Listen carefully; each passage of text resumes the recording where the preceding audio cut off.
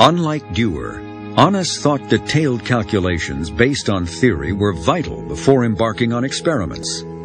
He was a disciple and close friend of van der Waals, whose theory had helped solve the problem of liquefying permanent gases.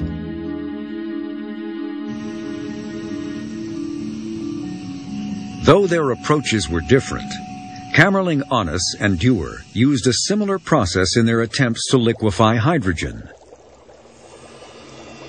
Their idea was to go step by step down a cascade, using a series of different gases that liquefy at lower and lower temperatures.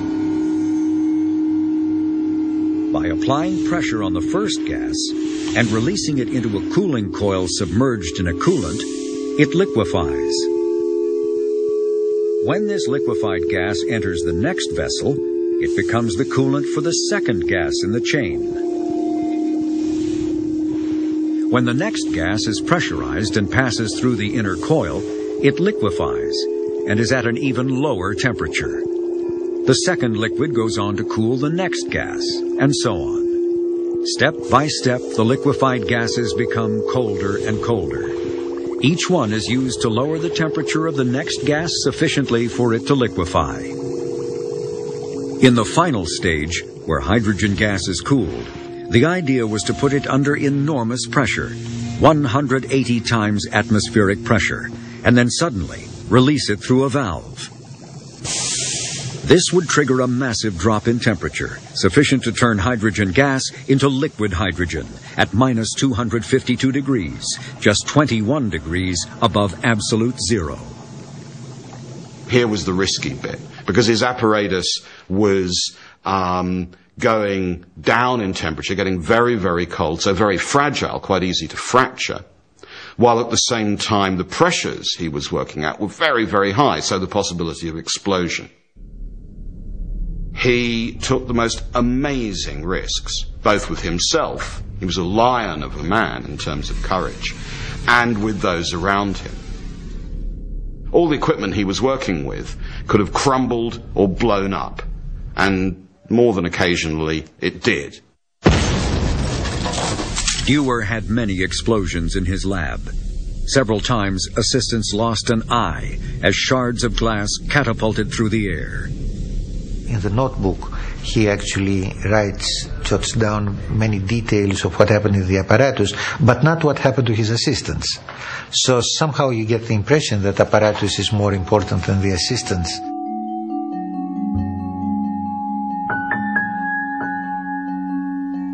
Over in Leiden, Onnes was facing anxious city officials who were so worried about the risk of explosions that they ordered the lab to be shut down.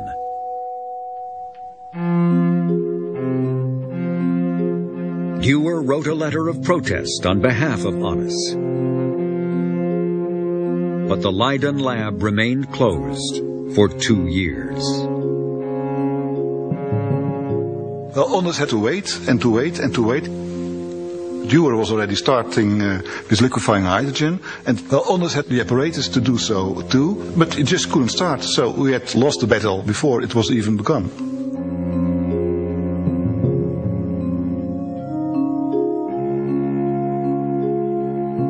The year is 1898. Dewar has been working on trying to liquefy hydrogen for more than 20 years, and he's finally ready to make the final assault on Mount Hydrogen. By using liquid oxygen, they brought down the temperature of the hydrogen gas to minus 200 degrees Celsius. They increased the pressure till the vessels were almost bursting, and then opened the last valve in the cascade. Shortly after starting, the nozzle plugged, but it got free by good luck. And almost immediately drops of liquid began to fall, and soon accumulated 20 cubic centimeters. Dewar had liquefied hydrogen, the last of the so-called permanent gases. To prove it, he took a small tube of liquid oxygen and plunged it into the new liquid. Instantly, the liquid oxygen froze solid. Now he was convinced. He had produced the coldest liquid on Earth and had come closer to absolute zero than anyone else. Dewar thought that he had done the most amazing feat of science in the world, that he would be immediately celebrated for it and get whatever prizes there were available. And that didn't happen.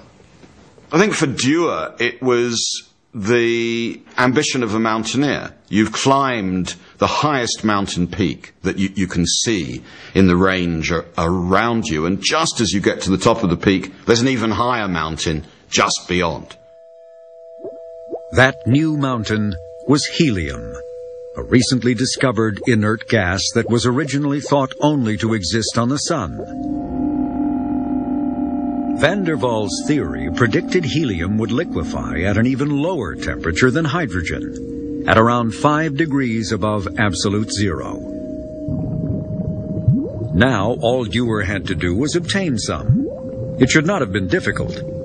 The two chemists who had discovered the inert gases, Lord Rayleigh and William Ramsay, often worked together in the lab next door. Unfortunately, Dewar had made enemies of both of them by refusing to collaborate and belittling their achievements, so they had no desire to share their helium. Camerlingionis was faced with the same problem as Dewar, which is, where can I get a supply of helium gas? And he actually asked Dewar to try and collaborate with him, too. And Dewar said, I'm having such a problem getting the gas by myself, I can't possibly give you any. I'd like to, but I can't. Eventually, each found a supply. But Onnes's industrial approach paid dividends. After 3 years, he had amassed enough helium gas to begin experiments. The tortoise was beginning to pull away from the hare. At the same time, Dewar was running out of resources. To make matters worse, a lab assistant turned a knob the wrong way, releasing a whole canister of helium into the air. For 6 months, the lab couldn't do any work.